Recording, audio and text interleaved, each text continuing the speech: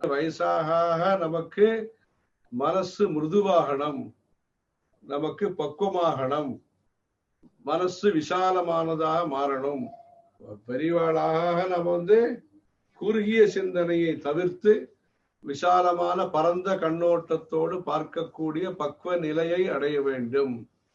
அதெல்லாம் இந்த சத்சங்கத்தின் மூலமாக வரக்கூடியது.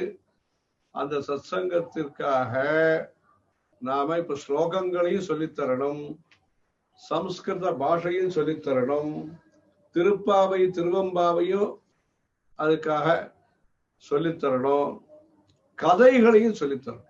புராண கதைகள், பஞ்சதந்திரம், இப்ப சொன்னாலே 5 நீதி இருக்கு, 5 ரத்னம் இருக்கு மகாபாரதத்திலேன்னு எல்லாம் சொல்லிட்டு இருந்தா. அந்த மாதிரி விதுர நீதி இருக்கு, யட்ச பிரஸ்னம் இருக்கு, பகவத்கீதை இருக்குன்னு சொன்னா. அந்த மாதிரி நல்ல விஷயங்கள் என்னெல்லாம் இருக்கோ, நம்முடைய தர்மத்துல கதைகள் இருக்கு, பாட்டு இருக்கு, நாட்டியம் இருக்கு, கணக்கு கணிதம் இருக்கு, எல்லாம் சேர்ந்தது இந்த சனாதன தர்மம். ஆகவே இதனால புத்தியினுடைய கூர்மைங்கிறது ஊர்ஜிதமாகும், மனசனுடைய பக்குவ நிலை ஊர்ஜிதமாகும், சரீரம் நல்ல பழக்க வழக்கத்தை அனுஷ்டானம் செய்வதன் மூலமாக திருடகாத்திரமான தீர்காயுசான ஒரு சரீரம் அமைகிறது.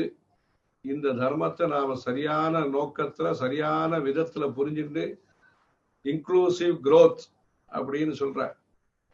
படிப்புலயும் நிறைய மார்க் வாங்கணும், உடம்பும் நல்ல வேலைகளுக்கு அது ஒத்தாசையா இருக்கணும், நல்ல பேச்சு நல்ல சிந்தனையும் வளரணும். அதன் மூலமாக எல்லாருக்கும் நல்லது அமையும்.